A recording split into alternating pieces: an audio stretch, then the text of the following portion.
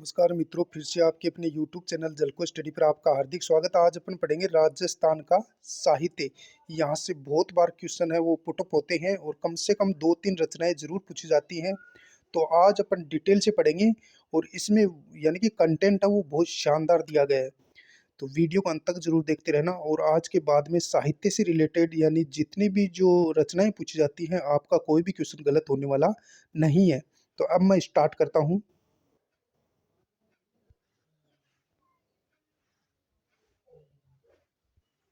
तो सर्वप्रथम राजस्थानी साहित्य का कालक्रम। प्राचीन काल, फिर पूर्व मध्य काल, फिर हम पढ़ेंगे उत्तर काल। तो पहले प्राचीन काल यानी 1050 से लेकर 1450 ईस्वी ईस्वी का यह समय वीर गाथा काल कहलाता था। यानी कि 1050 से लेकर 1450 ईस्वी का समय, यह समय वीर गाथा काल का है। श्री श्रीधर व्यास की रणमल छंद इस समय की प्रमुख रचना है। यानी कि वीर गाथा काल की सर्व प्रमुख जो रचना है वो श्रीधर व्यास की है। कौन सी? रणमल छंद। इसको आप याद रखेंगे। रणमल छंद किसने लिखा था? श्रीधर व्यास ने। और ये वीर गाथा काल के समय लिखा गया था 1050 से यानी 1450 के ईस्वी के बीच में ये लिखा गया।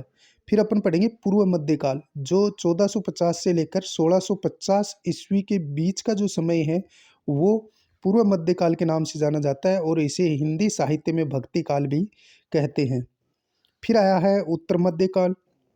ये 1650 से लेकर 1850 ईस्वी का है।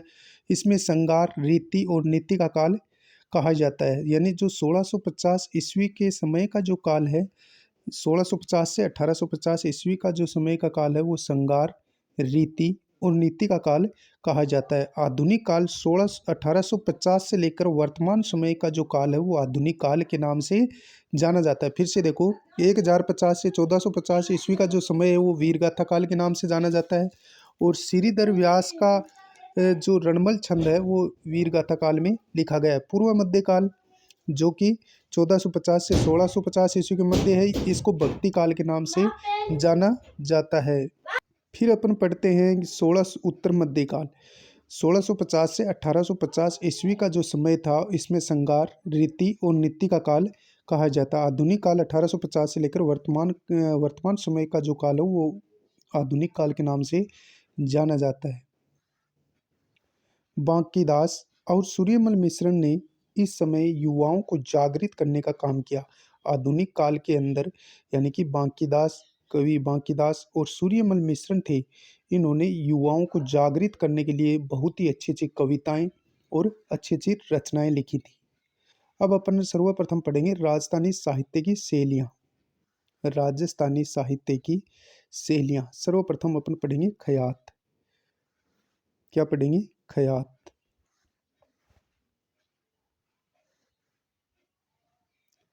सर्वप्रथम अपन पढ़ने वाले हैं राजस्थानी साहित्य की शैलियाँ और उसमें भी पढ़ेंगे खयात। संस्कृत में खयाती शब्द से बना है। खयात संस्कृत में खयाती शब्द से बना है। किसी राजवंश की उपलब्धियाँ, वंशावली इसमें मिलती है। यानी कि खयात है वो संस्कृत के खयाती शब्द से बना है। किससे बना है? खयाती शब्द से बना है। किसी राजवंश की उपलब्धियाँ और वंशावली का वर्णन इसमें मिलता है। ये अकबर के समय 16वीं शताब्दी के अंत में प्रारंभ हुई थी। खयात अकबर के समय प्रारंभ हुई थी। कब? 16वीं शताब्दी के अंत में प्रारंभ हुई थी। जैसे इस उदाहरण है मूणोत नैनसिरी खयात। मूणोत नैनसी ने लिखी थी और ये राजस्थान की सबसे प्राचीन खयात मानी जाती है। मूणोत नैनसिरी खयात सबसे प्राचीन खयात मानी जाती है। जो राजस्थानी भाषा में लिखी गई है ये मूणोत नैनसिरी खयात है, जो मूणोत नैनसी ने लिखी थी और राजस्थान की सबसे प्राचीन खयात है जो राजस्थानी भाषा में लिखी गई है। आगे अपन पढ़ेंगे बांकीदास की खयात, जिसके जो रचयिता हैं वो बांकीदास हैं। यानी कि बांकीदास की खयात किसने लिखी थी? बांकीदास ने ही लिखी थी। बांकीदास जोधपुर महाराजा मानसिंह के दरबारी कवि थे। ये बहुत बार पूछा गया है बांकीदास किस राजा के दरबारी कवि थे, तो जोधपुर के महाराजा मानसिंह के दरबारी कवि थे। इसमें जयपुर, जोधपुर की स्थापना तिथि बताई गई है। जो बांकीदास की खयात है इसमें जयपुर और जोधपुर की स्थापना तिथि भी बताई गई है कि जयपुर की स्थापना कब हुई और जोधपुर की स्थापना कब हुई? फिर से देखो, बांकीदास की ख्यात बांकीदास ने लिखी। बांकीदास जोधपुर महाराजा मान सिंह के दरबारी कवि थे। इसमें इस ख्यात में जयपुर और जोधपुर की स्थापना की तिथि बताई गई है। नेक्स्ट आगे अपन पढ़ेंगे दयालदास री ख्यात। आगे आगे अपन पढ़ेंगे दयालदास री ख्यात। बीकानेर राठौरा री ख्यात भी इसे कहा जाता है। दयालदास की जो ख्यात है इसे बीकानेर के राठौड़ा री ख्यात भी कहा जाता है। दयालदास सिद्धावच ने लिखी, जो बीकानेर महाराजा रतन सिंह के दरबारी कवि थे। दयालदास री ख्यात इसे इसका दूसरा नाम है बीकानेर राठौड़ा री ख्यात। ये दयालदास ने खुद ने लिखी थी और बीकानेर के महाराजा रतन सिंह के ये दरबारी कवि थे। दयालदास किसके दरबारी कवि थे? महाराजा रतन सिंह के दरबारी कवि थे। यह राजस्थान की अंतिम ख्यात है। दयालदास री जो ख्यात है यह राजस्थान की अंतिम ख्यात मानी जाती है। और प्रथम ख्यात कौन सी है? मूनोत नैन श्री ख्यात। ख्यात देश दर्पण, यानी कि ख्यात देश दर्पण किसने लिखी है? ये अभी पूछा गया था सेकंड ग्रेड संस्कृत एग्जाम में कि देश दर्पण किसकी रचना है, तो ये भी दयालदास की रचना है, इसको आप याद रखेंगे। मुंडियार री ख्यात मारवाड़ के शासकों का वर्णन करती है। आगे जो है वह मुंडियार री ख्यात, इसका लेखक का ज्ञात नहीं है। और मुंडियार री ख्यात में मारवाड़ के शासकों का क्या किया गया है? वर्णन किया गया है। अब अपन पढ़ेंगे वचनिका। क्या पढ़ेंगे? वचनिका। वचनिका संस्कृत में वचन शब्द से बना है। वचनिका संस्कृत में वचन शब्द से बना है, जो गद्य पद्य चंपू रचना होती है। वचनिका गद्य पद्य चंपू रचना होती है और संस्कृत के वचन शब्द से बना है, इसको आप याद रखेंगे। नेक्स्ट आगे अपन पढ़ेंगे अचलदास खिंचीरी वचनिका। पहली वचनिका कौन सी है? अचलदास खिंचीरी वचनिका। इसके लेखक हैं शिवदास गार्डन। अंचलदास खिंचीरी वचनिका किसने लिखी थी? शिवदास गार्डन ने लिखी थी। ये अंचलदास खिंचीरी वचनिका है। गागरोन शासक अंचलदास खिंची का इसमें वर्णन किया गया है। अंचलदास खिंचीरी वचनिका शिवदास गार्डन ने लिखी थी और गागरोन के जो राजा थे अंचलदास खिंची, उसका इस पुस्तक में क्या किया गया है? वर्णन किया गया है। अगली वचनिका है राठौड़ महेश दासोत्री वचनिका। राठौड़ महेश दासोत्री वचनिका ये लिखी थी जग्गा खिड़िया ने। किसने लिखी थी? जग्गा खिड़िया ने लिखी थी। राठौड़ महेश दासोत्री वचनिका किसने लिखी? जग्गा खिड़िया ने। आगे अपन पढ़ेंगे वात। वात का क्या अर्थ है? वात का अर्थ है बात या कहानी। वात को अपन बात भी बोल देते हैं या कहानी भी बोल देते हैं। जैसे वीरमदेव सोनग्रारी वात ये लिखी थी पद्मनाभ ने। किसने लिखी थी? पद्मनाभ ने। वीरमदेव सोनग्रारी वात किसने लिखी? पद्मनाभ ने लिखी थी। ढोला मारूरी वात लिखी थी खुशाल चंद्र ने। ढोला मारूरी वात किसने लिखी? खुशाल चंद्र ने। गोरा बादल री वात लिखी थी जाटमल ने। और लक्ष्मी कुमारी चुड़ावत कहती है फौज में नगाड़ा बात में हुंकारा जरूरी होवे। ये कथन बहुत बार पूछा गया है कि ऐसे किसने कहा था कि फौज में नगाड़ा और बात में हुंकारा जरूरी होता है, तो ये लक्ष्मी कुमारी चुड़ावत ने कहा था। फिर से देखो वात का अर्थ होता है बात या कहानी। वीरमदेव सोनग्रारी वात इसके रचयिता हैं पद्मनाभ। ढोला मारूरी वात इसके रचयिता हैं खुशाल चंद्र। और गोरा बादल री वात ये लिखी थी जाटमल ने। और लक्ष्मी कुमारी चुड़ावत कहती है फौज में नगाड़ा बात में हुंकारा जरूरी होवे।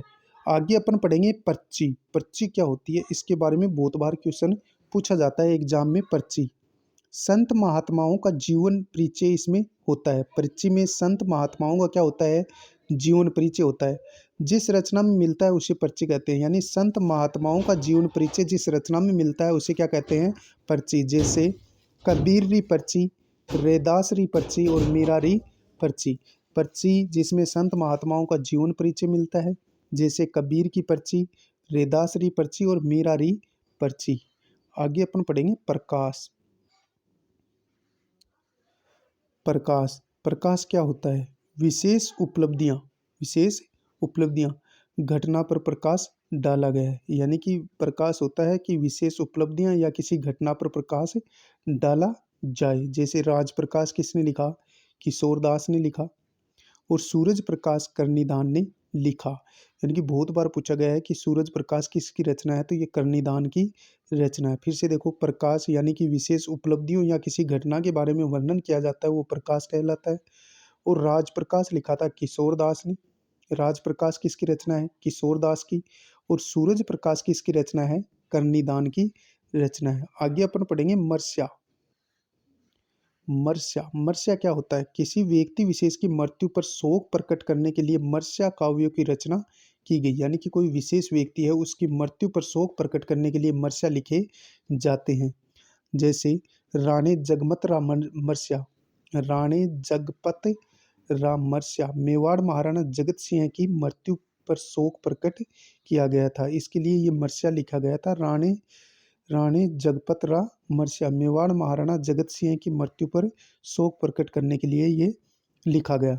कल्ला रायमलोत ने पृथ्वीराज राठौड़ से अपने मर्सिये जीते जी लिखवाए थे। ये कल्ला रायमलोत ने पृथ्वीराज राठौड़ से, कल्ला रायमलोत जो शासक थे, इन्होंने पृथ्वीराज राठौड़ से अपने जीते जी ही मर्सिये लिखवाए थे। कल्ला रायमलोत ने किससे लिखवाए, पृथ्वीराज राठौड़ से। आगे अपन पढ़ेंगे रासो। यहाँ से क्वेश्चन बहुत पूछा जाता है कि रासो होता क्या है, रासो क्या होता है, तो रासो के बारे में आज जान लीजिए। रासो राजा की महानता, वीरता और युद्ध का वर्णन जिसमें किया जाता है, वो रासो साहित्य कहलाता है। जैसे पृथ्वीराज रासो किसने लिखा, चंद्रबरदाई ने लिखा था, जिसमें पृथ्वीराज तृतीय का वर्णन किया गया है। बिसलदेव रासो किसने लिखा था, नरपति नालय ने लिखा था। संगत रासो गिरधरासिया ने लिखा, जो महाराणा राजसिंह की दरबारी कवि थी। संगत रासो लिखा था गिरधरासिया ने, बहुत बार पूछा गया है संगत रासो किसने लिखा, गिरधरासिया ने, जो महाराजा राजसिंह के क्या थे, दरबारी कवि थे। इसमें महाराणा प्रताप के छोटे भाई शक्ति सिंह की जानकारी मिलती है। फिर से देखो, रासो जिसमें राजा की महानता, वीरता, युद्ध का वर्णन होता है, उसे रासो साहित्य कहते हैं। पृथ्वीराज रासो चंद्रबरदाई ने लिखा, बिसलदेव रासो नरपति नालय ने लिखा, संगत रासो गिरधरासिया ने लिखा। और जो संगत रासो गिरधरासिया ने लिखा है, इसमें महाराणा राजसिंह, ये गिरधरासिया महाराणा राजसिंह के क्या थे, दरबारी कवि थे। इसमें महाराणा प्रताप के छोटे भाई शक्ति सिंह की जानकारी मिलती है, किसमें, संगत रासो में। नेक्स्ट आगे अपन पढ़ेंगे खुमान रासो, जो कि दलपति विजय ने लिखा था, जिसमें मेवाड़ शासक बप्पा रावल से राज सिंह तक का इतिहास है। फिर से देखो, खुमान रासो किसने लिखा, दलपति विजय ने। और इसमें मेवाड़ शासक बप्पा रावल से राज सिंह तक का इतिहास है, वो इतिहास इसमें लिखा गया है। खुमान रासो दलपति विजय ने लिखा, मेवाड़ शासक बप्पा रावल से लेकर राज सिंह तक का इसमें इतिहास मिलता है, किसमें, कुमान रासो में। विजयपाल रासो किसने लिखा था, नल सिंह ने लिखा था, जिसमें करौली शासक विजयपाल का वर्णन है। विजयपाल रासो नल सिंह ने लिखा था, जिसमें करौली शासक विजयपाल का वर्णन मिलता है। मानचित्र रासो, ये कवि नरोत्तम ने लिखा था। कवि नरोत्तम ने मिर्जा राजा मान सिंह के समय लिखा था। मानचित्र रासो कवि नरोत्तम ने लिखा। और नरोत्तम जो था, ये मिर्जा राजा मान सिंह का दरबारी कवि था और मान सिंह के समय लिखा था। राणा रासो ये लिखा था दयाल दास ने। राणा रासो किसने लिखा, दयाल दास ने। और रतन रासो लिखा था कुंभकर्ण ने। फिर से देखो, खुमान रासो दलपति विजय ने लिखा, इसमें मेवाड़ के बप्पा रावल से लेकर राज सिंह तक का वर्णन है। विजयपाल रासो नल सिंह ने लिखा, जिसमें करौली शासक विजयपाल का वर्णन है। मानचरित रासो लिखा था कवि नरोत्तम ने। और मिर्जा राजा मान सिंह के समय ये लिखा था। राणो रासो लिखा था दयाल दास ने। किसने लिखा, राणो रासो, दयाल दास ने। और रतन रासो लिखा था कुंभकर्ण ने। आगे अपन पढ़ेंगे कयाम कयाम खा रासो। अगला रासो है कायम खा रासो। कायम खा रासो नियामत खा जान कवि, यानी कवि जान द्वारा लिखी गई है। कायम खा रासो किसने लिखा था, कवि जान ने, जान कवि ने लिखा था कायम खा रासो। इसमें कायम ख्यानी वंश का इतिहास है। इसमें कायम ख्यानी मुसलमान जो होते हैं, इसका इसमें वर्णन किया गया है। प्रताप रासो, इसकी रचयिता जाचिक जीवन है। जाचिक जीवन है। प्रताप रासो की रचयिता कौन है, जाचिक जीवन। इसमें अलवर की स्थापना व शासक प्रताप सिंह की जानकारी मिलती है। फिर से देखो, कायम खा रासो किसने लिखा था? ये लिखा था जानकवि ने। और जिसमें कायम खानी वंश का इतिहास मिलता है। प्रताप रासो, इसके रचयिता हैं जाचिक जीवन। इसमें अलवर की स्थापना व शासक प्रताप सिंह की जानकारी मिलती है। आगे अपन पढ़ेंगे विगत। विगत क्या होती है? विगत विगत इतिहास। इतिहास की वह पुस्तक जो प्रशासनिक, सामाजिक, आर्थिक जानकारी देती है उसे विगत कहते हैं। यानी इतिहास की वह पुस्तक जो प्रशासनिक, सामाजिक और आर्थिक जानकारी देती है उसे क्या कहते हैं? विगत कहते हैं। मारवाड़ रा परगनारी विगत। मारवाड़ रा परगनारी विगत मूणोत नैनसी ने लिखी थी। मारवाड़ रा परगनारी विगत किसने लिखी? मूणोत नैनसी ने लिखी थी। इसमें इसे मारवाड़ का गजेटियर भी कहा जाता है। मारवाड़ रा परगनारी विगत मूणोत नैनसी ने लिखी, इसे मारवाड़ का गजेटियर भी कहा जाता है। इस पुस्तक में जनगणना, भूमि, फसलों और सिंचाई की जानकारी मिलती है। फिर से देखो, विगत इतिहास की वह पुस्तक जो प्रशासनिक, सामाजिक, आर्थिक जानकारी देती है। मारवाड़ रा परगनारी विगत मूणोत नैनसी ने लिखी थी, इसे मारवाड़ का गजेटियर भी कहा जाता है। इस पुस्तक में जनगणना, भूमि, फसलों और सिंचाई की जानकारी मिलती है। आगे अपन पढ़ेंगे पहेली। पहेली क्या होती है?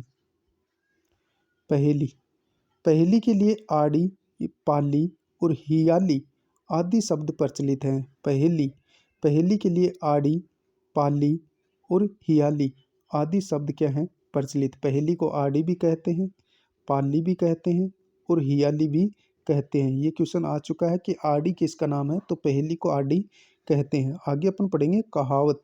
कहावत यानी अकाल। तीजो फूरियो आठवों काल। तीजो फूरियो आठवों काल अर्थात राजस्थान में हर तीसरे साल फूरियो यानी अर्ध अकाल व प्रति 8 वर्ष में भयंकर अकाल पड़ता है। कहावत है ये। अकाल यानी तीजो फूरियो आठवों काल अर्थात राजस्थान में हर तीसरे साल फूरियो अर्ध अकाल व प्रति 8 वर्ष में भयंकर अकाल पड़ता है। अब अपन पढ़ेंगे राजस्थान के प्रमुख साहित्यकार। राजस्थान के प्रमुख साहित्यकार डॉक्टर सीताराम लालस। सर्वप्रथम अपन पढ़ेंगे डॉक्टर सीताराम लालस, जो नरेवा गांव जोधपुर ग्रामीण के लिए रहने वाले थे। ये जोधपुर के थे। कौन? सीताराम लालस नरेवा गांव जोधपुर के रहने वाले थे। राजस्थानी भाषा का सबसे बड़ा शब्दकोश 2 लाख शब्द तैयार किया था इसने। यानी कि सबसे बड़ा शब्दकोश जिसमें 2 लाख शब्द थे वो किसने तैयार किया था? सीताराम लालस ने तैयार किया था, जो नरेवा गांव जोधपुर के थे।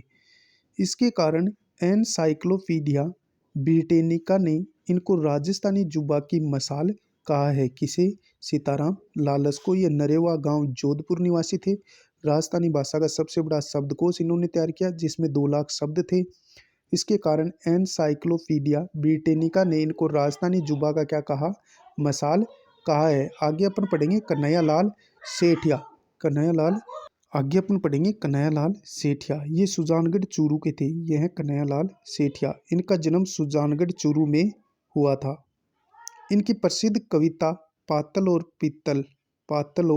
पीथल महाराणा प्रताप और पृथ्वीराज राठौड़ है। यानी कि पातल तो कहा है महाराणा प्रताप को और पीथल कहा है पृथ्वीराज राठौड़ को कहा है।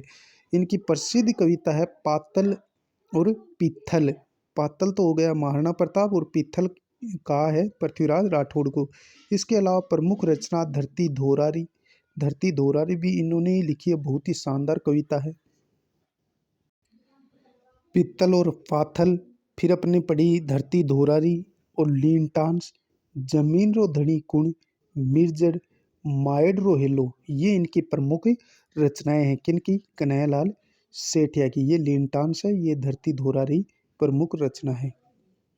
इनकी रचना लीन टांस के लिए 1976 में केंद्रीय साहित्य अकादमी पुरस्कार मिला है। यानी कि लीन टांस जो इनकी रचना है इस पर 1976 में साहित्य अकादमी पुरस्कार मिल चुका है। लीन टांस रचना पर कब मिला? 1976 में।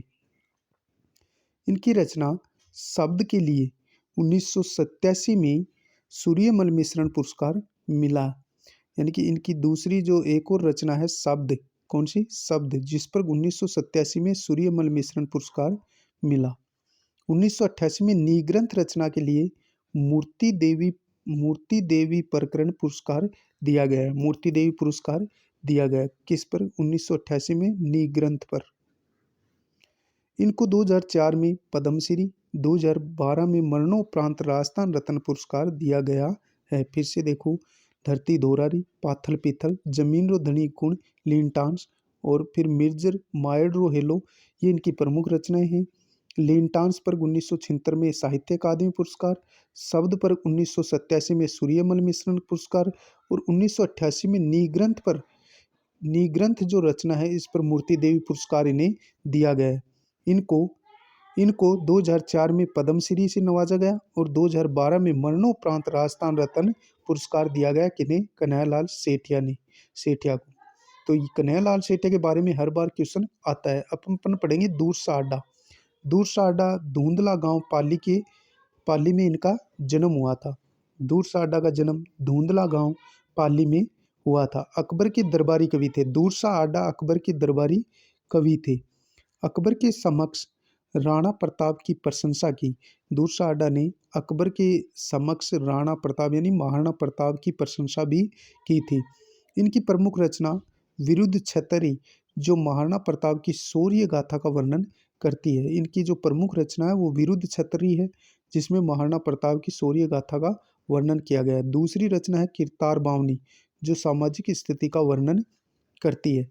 इसके अलावा अन्य रचना वीरमदेव सोलंकी रा दुआ और झूलना अमर सिंह जी रा, ये इनकी प्रमुख रचनाएं हैं। दूरसा अड्डा जन्म धुंधला गांव पाली में हुआ। अकबर के दरबारी कवि थे। अकबर के समक्ष महाराणा प्रताप की प्रशंसा की किस रचना में? विरुद्ध छतरी रचना में। किरतार बावनी में सामाजिक स्थिति का इन्होंने वर्णन किया है। और तीसरी जो अन्य रचना है वो वीरमदेव सोलंकी रा दुआ और झूलना अमर सिंह जी रा, ये इनकी प्रमुख रचनाएं हैं। किनकी? दूरसा अड्डा की। अंचलेश्वर महादेव मंदिर माउंट आबू में इनकी पीतल की प्रतिमा लगी हुई है। किनकी? दूरसा अड्डा की। अंचलेश्वर महादेव मंदिर कहाँ स्थित है? माउंट आबू में। और इनकी पीतल की प्रतिमा लगी हुई है। दूरसा अड्डा की पीतल की प्रतिमा लगी हुई है। पृथ्वीराज राठौड़ के ग्रंथ वेली किशन रुक्मणी को दूरसा अड्डा ने 5वां वेद व 19वां पुराण कहा है। ये क्वेश्चन बहुत बार पूछा गया है कि पृथ्वीराज राठौड़ की रचना वेली किशन रुक्मणी को 5वां वेद और 19वां पुराण किसने कहा है? तो ये कहा है दूरसा अड्डा ने। आगे अपन पढ़ेंगे रानी लक्ष्मी कुमारी चुड़ावत। रानी लक्ष्मी कुमारी चुड़ावत। रानी लक्ष्मी कुमारी चुड़ावत का जन्म देवगढ़ राजसमंद में हुआ था। यह है रानी लक्ष्मी कुमारी चुड़ावत। रानी लक्ष्मी कुमारी चुड़ावत का जन्म देवगढ़ राजसमंद में हुआ। राजस्थान विधानसभा की ये सदस्य भी रही और राजस्थान कांग्रेस की अध्यक्ष भी रह चुकी है। राजस्थान में राज्यसभा की सांसद भी रही। यानी कि फिर से देखो, रानी लक्ष्मी कुमारी चुड़ावत देवगढ़ राजसमंद में इनका जन्म हुआ। राजस्थान विधानसभा सदस्य रह चुकी, राजस्थान कांग्रेस की अध्यक्ष भी रह चुकी और राजस्थान में राज्यसभा से सांसद भी रह चुकी। प्रमुख रचना इनकी मांजल रात, पाबूजी री बात, डूंगरजी जवाहर जी री बात, बागो भारमली, हुकारा दोसा, अमोलक बाता और मुम्मल। इनकी प्रमुख रचनाएं कौन कौन सी हैं? प्रमुख रचनाएं लक्ष्मी कुमारी चुड़ावत की मांजल रात, पाबूजी री बात, डूंगरजी जवाहर जी री बात, बागो भारमली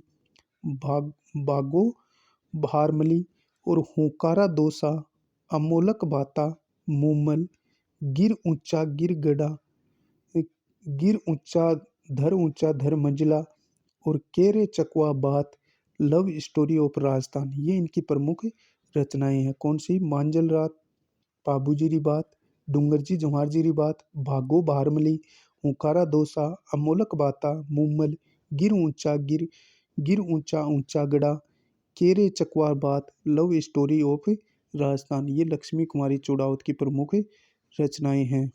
अब इन्हें कौन कौन से पुरस्कारों से नवाजा गया वो भी अपन देखते हैं। रूसी कथाओं पर राजस्थानी अनुवाद गजबन नाम से किया। रूसी कथाओं का राजस्थानी में अनुवाद गजबन नाम से किया। किसने? लक्ष्मी कुमारी चुड़ावत ने। इनको सोवियत लैंड नेहरू पुरस्कार मिला। वह इनको सोवियत लैंड नेहरू पुरस्कार दिया गया है। किसको? लक्ष्मी कुमारी चुड़ावत को। रूसी कथाओं पर राजस्थानी अनुवाद किया था इन्होंने गजबन के नाम से, और इसी रचना पर सोवियत लैंड नेहरू पुरस्कार इन्हें दिया गया। 1984 में पद्मश्री, 2012 में राजस्थान रत्न पुरस्कार भी इन्हें मिल चुका है। 1984 में पद्मश्री, 2012 में राजस्थान रत्न पुरस्कार से लक्ष्मी कुमारी चुड़ावत को नवाजा गया। आगे अपन पढ़ेंगे ब्रह्मगुप्त। भीनमाल जालोर में इनका जन्म हुआ, और भीनमाल जालोर के ये प्रसिद्ध गणितज्ञ व खगोल शास्त्री थे। ब्रह्मगुप्त भीनमाल जालोर के प्रसिद्ध गणितज्ञ व खगोल शास्त्री थे। प्रमुख रचना इनकी ब्रह्म सपुट सिद्धांत, जिसमें खगोल शास्त्र का ग्रंथ है। प्रमुख रचना है इनकी ब्रह्म सपुट सिद्धांत, इसमें खगोल शास्त्र यानी कि खगोल शास्त्र का ये ग्रंथ है, तो खगोल शास्त्र से रिलेटेड ये लिखा गया। ब्रह्मगुप्त भीनमाल जालोर में जन्म हुआ, प्रसिद्ध गणितज्ञ थे भीनमाल जालोर के, वह खगोल शास्त्री थे। प्रमुख रचना ब्रह्म सपुट सिद्धांत है, खगोल शास्त्र का ये ग्रंथ माना जाता है। नेक्स्ट आगे अपन पढ़ेंगे very very important Vijaydan Detha. ये है विजयदान देथा। विजयदान देथा विजयदान देथा का जन्म बोरुंदा गांव जोधपुर में हुआ था। ये ग्रामीण हटा दो भाई, ये जिले हटा दिए गए हैं। विजयदान देथा का जन्म बोरुंदा गांव जोधपुर में हुआ। उपनाम बिज्जी और राजस्थान का शेक्सपियर भी कहा जाता है। विजयदान देथा को उपनाम बिज्जी से भी जाना जाता है। इनका जन्म बोरुंदा गांव जोधपुर में हुआ। उपनाम बिज्जी के नाम से भी जाना जाता है, और राजस्थान का शेक्सपियर भी कहा जाता है विजयदान देथा को। विजयदान देथा की प्रमुख रचनाएं बातारी फुलवारी 14 खंडों में। विजयदान देथा की प्रमुख रचना है बातारी फुलवारी, जो 14 खंडों में। बापू के 3 हत्यारे, उलझन, चौधराइन की चतुराई।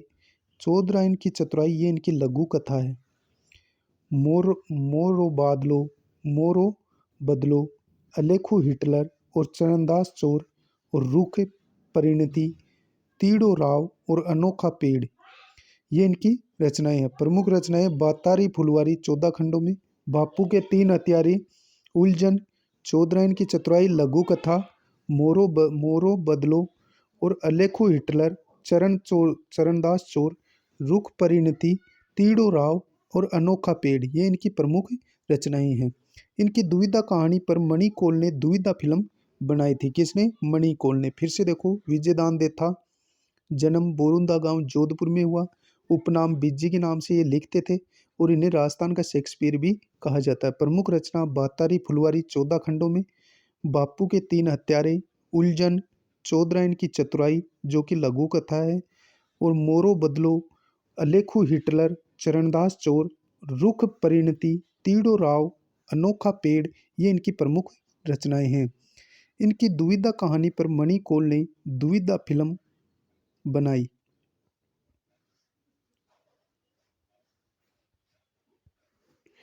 तो इनकी यानी कि इनकी दुविधा कहानी पर मणि कौल ने कौन सी फिल्म बनाई थी? दुविधा फिल्म बनाई। बाद में अमोल पालेलकर ने पहली फिल्म बनाई थी। फिर पहली फिल्म बनाई किसने? अमोल पालेलकर ने। दुविधा कहानी पर मणि कौल ने दुविधा फिल्म बनाई, और अमोल पालेलकर ने दुविधा कहानी पर पहली फिल्म बनाई। 2007 में विजयदान देथा को पद्मश्री अवार्ड से नवाजा गया। 2012 में राजस्थान रत्न पुरस्कार दिया गया। राजस्थानी भाषा में साहित्य अकादमी पुरस्कार पाने वाले पहले व्यक्ति विजयदान देथा हैं। राजस्थानी भाषा में साहित्य अकादमी पुरस्कार पाने वाले पहले व्यक्ति कौन है? विजयदान देथा। 2007 में पद्मश्री, 2012 में राजस्थान रत्न पुरस्कार। राजस्थानी भाषा में साहित्य अकादमी पुरस्कार पाने वाले प्रथम व्यक्ति कौन है? विजयदान देथा। अब अपन आगे पढ़ेंगे मूणोत नेणसी। यह है मूणोत नेणसी। मूणोत नेणसी जोधपुर महाराजा जसवंत सिंह प्रथम के ये दरबारी कवि थे। मुंशी देवी प्रसाद ने राजपुताने का अबुल फजल कहा है। मूणोत नैंसी को मुंशी देवी प्रसाद ने राजपुताने का क्या कहा है? अबुल फजल कहा है। इनको राजस्थान की जनगणना का अग्रज कहा जाता है। मूणोत नैंसी के प्रमुख ग्रंथ कौन कौन से हैं? मूणोत नैंसी री खयात और मारवाड़ री परगना री विगत। फिर से देखो, मूणोत नैंसी जोधपुर महाराजा जसवंत सिंह प्रथम के दरबारी कवि थे। मुंशी देवी प्रसाद ने मूणोत नैंसी को राजपुताने का अबुल फजल कहा है। इनको राजस्थान की जनगणना का अग्रज भी कहा जाता है। प्रमुख ग्रंथ मूणोत नैंसी री खयात और मारवाड़ रा परगना री विगत, ये इनकी प्रमुख रचनाएं हैं मूणोत नैंसी की। और ये जोधपुर महाराजा जसवंत सिंह प्रथम के दरबारी कवि थे। आगे अपन पढ़ेंगे अबुल फजल। अबुल फजल जन्म आगरा में हुआ था। अबुल फजल का जन्म कहाँ हुआ था? आगरा में हुआ था। ये अकबरनामा अबुल फजल ने लिखी थी। इनके बड़े भाई फैजी व अबुल फजल अकबर के नवरत्नों में शामिल थे। ग्रंथ अकबरनामा इसका फारसी भाषा में ही लिखा था। अकबरनामा का तीसरा भाग ही आईने अकबरी कहलाता है। फिर से देखो, अबुल फजल आगरा में जन्म हुआ था। इनके बड़े भाई फैजी व अबुल फजल अकबर के नवरत्नों में शामिल थे। ग्रंथ अकबरनामा लिखा था अबुल फजल ने, फारसी भाषा में लिखा था। अकबरनामा का तीसरा भाग आईने अकबरी कहलाता है। आगे अपन पढ़ेंगे मुंशी देवी प्रसाद। मुंशी देवी प्रसाद, यह है मुंशी देवी प्रसाद। मुंशी देवी प्रसाद का जन्म जयपुर में हुआ और मृत्यु पूछी जाए तो जोधपुर में हुआ था। ग्रंथ मारवाड़ का भूगोल, राव मालदेव का जीवन चरित्र और फारसी ग्रंथों का हिंदी में अनुवाद करने का श्रेय भी दिया जाता है किसे? मुंशी देवी प्रसाद को। प्रत्येक पृष्ठ के बाएं आधे हिस्से पर हिंदी व दाहिने हिस्से पर उसी का उर्दू रूपांतरण यानी कि उर्दू अनुवाद करते थे। फिर से देखो, मुंशी देवी प्रसाद जन्म जयपुर में हुआ और मृत्यु इनकी जोधपुर में हुई। ग्रंथ इन्होंने मारवाड़ का भूगोल लिखा और राव मालदेव का जीवन चरित्र, इन्होंने 2 ग्रंथ लिखे, मारवाड़ का भूगोल और राव मालदेव का जीवन चरित्र। फारसी ग्रंथों का हिंदी में अनुवाद किया था किसने? मुंशी देवी प्रसाद ने। प्रत्येक पृष्ठ के बाएं आधे हिस्से पर तो हिंदी लिखते थे और दाएं हिस्से पर उसका उर्दू में रूपांतरण करते थे, यानी कि उर्दू अनुवाद करते थे। आगे अपन पढ़ेंगे श्रीधर व्यास। मारवाड़ के शासक रणमल के राजकवि थे। रणमल के ये दरबारी कवि थे। मारवाड़ का शासक था रणमल, उसके दरबारी कवि कौन थे? श्रीधर व्यास। और इनकी जो प्रमुख रचना है वो है रणमल छंद। कौन सी है? रणमल छंद। तो ये मारवाड़ के शासक रणमल के दरबारी कवि थे, तो उन्हीं पर इन्होंने लिखा था रणमल छंद लिखा था। किसने? श्रीधर व्यास ने। नेक्स्ट आगे अपन बात करें तो कवि माघ जन्म भीनमाल जालौर में हुआ था। कवि माघ का जन्म कहाँ हुआ? भीनमाल जालौर में हुआ था। इनकी रचना संस्कृत भाषा में शिशुपालवध है। कवि माघ की प्रमुख रचना है शिशुपालवध, जो किस भाषा में लिखी गई है? संस्कृत भाषा में लिखी गई है, जो 7वीं और 8वीं शताब्दी में लिखी गई है। कवि माघ, फिर से देखो, जन्म भीनमाल जालौर में हुआ।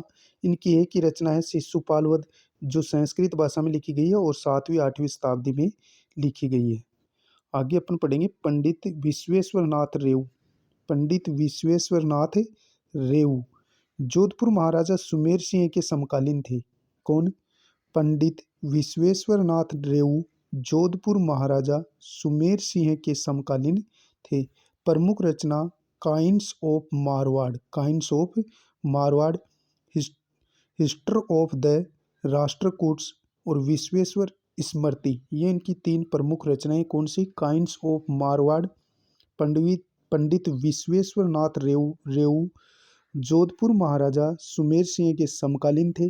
प्रमुख रचना काइंड्स ऑफ मारवाड़। पंडित विश्वेश्वर नाथ की प्रमुख रचना kinds of Marwar, history of the Rashtrakutas और विश्वेश्वर स्मृति, ये इनकी प्रमुख रचनाएं हैं। आगे अपन पढ़ेंगे पृथ्वीराज राठौड़ बीकानेर शासक कल्याणमल के पुत्र व राय सिंह के भाई थे। यानी कि पृथ्वीराज राठौड़ थे, ये बीकानेर के जो शासक कल्याणमल के तो ये पुत्र थे और राय सिंह के ये भाई थे। यानी कि कल्याणमल के बीकानेर का जो शासक था, इसके दो पुत्र थे, पृथ्वीराज राठौड़ और राय सिंह। और पृथ्वीराज राठौड़ अकबर के दरबारी कवि थे। अकबर ने गागरोन दुर्ग सौंप दिया। वहां पर वेली किशन रुक्मणी ग्रंथ डिंगल भाषा में लिखा था। इस ग्रंथ में भगवान कृष्ण व रुक्मणी के विवाह का वर्णन मिलता है। ये वेली किशन रुक्मणी ग्रंथ इन्होंने लिखा था। पृथ्वीराज राठौड़ बीकानेर शासक कल्याणमल के पुत्र थे, राय सिंह के भाई थे, अकबर के दरबारी कवि थे। अकबर ने गागरोन दुर्ग सौंप दिया था। वहां पर वेली किशन रुक्मणी ग्रंथ डिंगल भाषा में लिखा। इस ग्रंथ में भगवान कृष्ण व रुक्मणी के विवाह का वर्णन है। एलपी टेसीटोरी ने इनको डिंगल का हेरोन्स कहा है। एलपी टेसीटोरी ने डिंगल का हेरोन्स किसे कहा है? पृथ्वीराज राठौड़ को। पृथ्वीराज राठौड़ की अन्य रचनाएं दसम भागवत रादुआ, ठाकुरजी रादुआ, गंगाजी रादुआ, गंगा लहरी, ये इनकी प्रमुख रचनाएं हैं। आगे अपन पढ़ेंगे सूर्यमल मिश्रण। सूर्यमल मिश्रण जन्म 1815 में हरनावा गांव बूंदी में हुआ था। सूर्यमल मिश्रण का जन्म 1815 में हरना गांव बूंदी में हुआ था। पिता का नाम चंडीदान था, माता का नाम भवानी देवी था। बूंदी के महाराव राम सिंह के ये दरबारी कवि थे। आधुनिक राजस्थानी काव्य जागरण के पुरोधा कवि हैं। फिर से देखो सूर्यमल मिश्रण, यहाँ से क्वेश्चन जरूर पूछा जाता है। जन्म 1815 में हरना गांव बूंदी में हुआ था। पिता का नाम चंडीदान था, माता का नाम भवानी देवी। बूंदी के महाराव राम सिंह के ये दरबारी कवि थे। आधुनिक राजस्थानी काव्य जागरण के ये पुरोधा कवि हैं। इनकी प्रमुख रचना है वंश भास्कर। ये वंश भास्कर है। वंश भास्कर ग्रंथ पिंगल शैली में बूंदी के हाड़ा चौहान वंश का इतिहास बताता है। सूर्यमल मिश्रण का यह ग्रंथ इनके दत्तक पुत्र मुरारीदान ने पूरा किया था। वंश भास्कर के रचयिता कौन है? सूर्यमल मिश्रण है। पिंगल शैली में लिखा गया है, जिसमें बूंदी के हाड़ा चौहान वंश का इसमें वर्णन किया गया है। और इनके पुत्र दत्तक पुत्र थे इनके मुरारीदान। इसने यानी वंश भास्कर को पूरा किया था। यह अधूरा ग्रंथ था, फिर इसको पूरा किया था मुरारीदान ने, जो दत्तक पुत्र थे। वीर सतसई, ये भी सूर्यमल मिश्रण की प्रमुख रचना है। वीर रसात्मक दोहों की रचना डिंगल शैली में लिखी गई है। ये डिंगल में लिखी गई है। इस रचना में 1857 की क्रांति में युवाओं को जगाने के लिए राष्ट्रीय चेतना का बीज बोया गया है। इसमें जोशीली कविताएं लिखी गई हैं।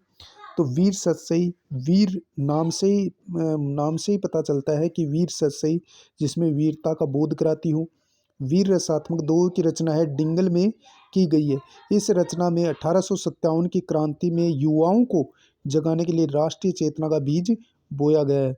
ये वीर सतसई के कुछ दोहे हैं। तो इल्ला न देनी आपनी, हालरियो हुलराय, पूत सिखावे पालने, मरण बढ़ाई माय। इस प्रकार के कुछ यानी कि इसमें जो दोहे हैं वो लिखे गए हैं। नेक्स्ट, सूर्यमल मिश्रण की अन्य प्रमुख रचनाएं कौन कौन सी हैं वो भी अपन देख लेते हैं। अन्य रचनाएं राम रंजाट, धातु रूपावली। धातु रूपावली बहुत बार पूछी गई है, किसकी रचना है? तो ये सूर्यमल मिश्रण की है। बलवंत विलास, सत्ती रासो, छंदोमयूख और डिंगल कोश, ये इनकी प्रमुख रचनाएं। सूर्यमल मिश्रण की प्रमुख रचनाएं वंश भास्कर, वीर सतसई, राम रंजाट, धातु रूपावली, बलवंत विलास, सत्ती रासो, छंदोमयूख और डिंगल कोश, ये इनकी प्रमुख रचनाएं हैं। आगे अपन कल पढ़ेंगे कर्नल जेम्स टोड से। मिलेंगे नेक्स्ट वीडियो में अगले पार्ट में। तब तक के लिए जय हिंद जय भारत।